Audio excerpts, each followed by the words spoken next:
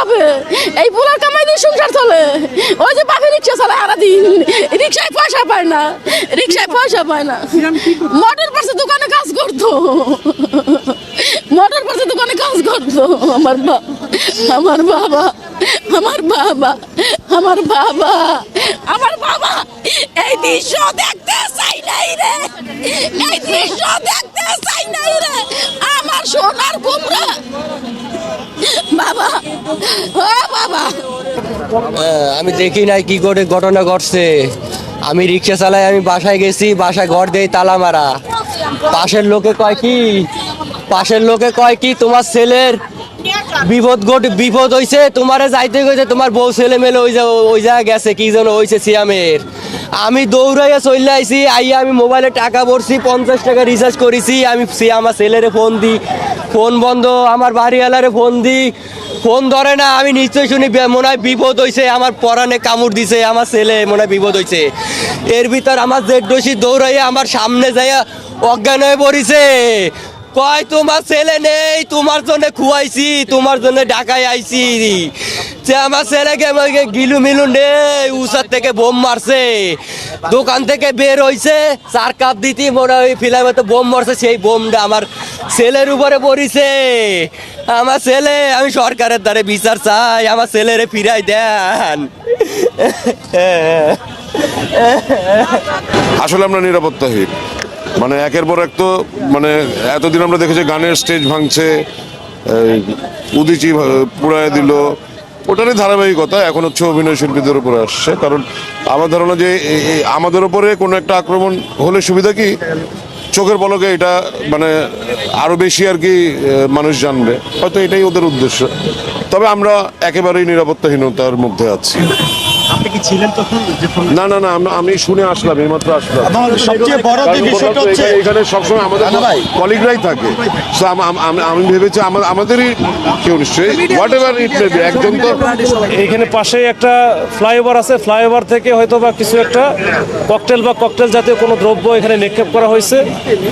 এখানে যে চা খাওয়ার জন্য যে দাঁড়ায় ছিল বা যে ভিকটিম বা ডিসিস্ট, তার নাম হচ্ছে সিয়াম এখানে চায়ের অর্ডারও দিয়েছে এবং চাটা সে ফারুক বানাচ্ছিল।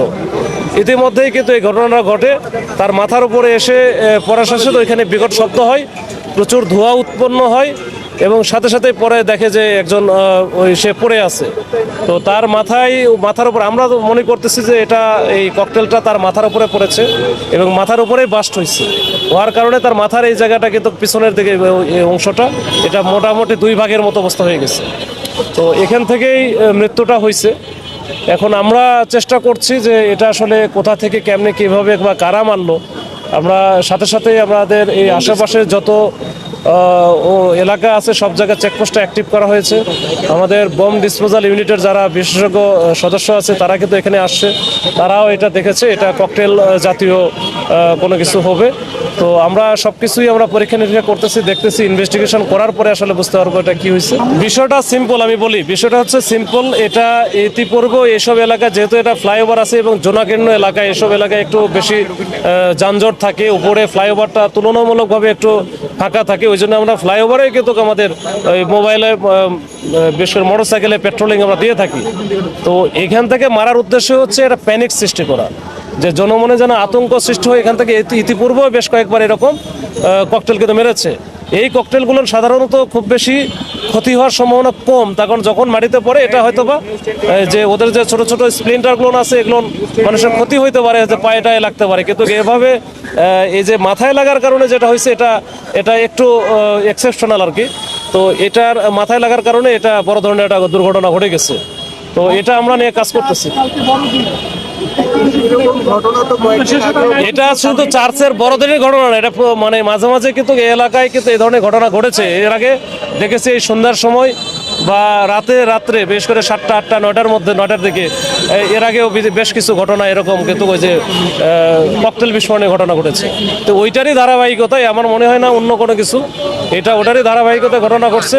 এবং এটা আমরা চেষ্টা করতেছি, আমরা কিন্তু ওই আগে যেভাবে ককটেলটা অহরহ ফুটতো বা মারতো এটা কিন্তু অনেকটা কমে গেছে আমাদের চেকপোস্টের কারণে। তো এরপর আবার এই যে ঘটনা আজকে ঘটলো, তো আমরা দেখি আমাদের হচ্ছে এই সব ঘটনা বা ক্রাইম প্রতিরোধের জন্য যে ব্যবস্থাটা আছে আমরা এটা ব্যবস্থা নিচ্ছি। আমাদের সিনিয়র স্যারেরা কাজ করতেছে, আমাদের সকল পেট্রোল বা সকল মোবাইল পার্টিগুলো কাজ করতেছে। আমরা এরপরে দেখি ইনভেস্টিগেশন করে এটারও আমরা চেষ্টা করবো ইনশাল্লাহ আদ্যপান্ত বের করার।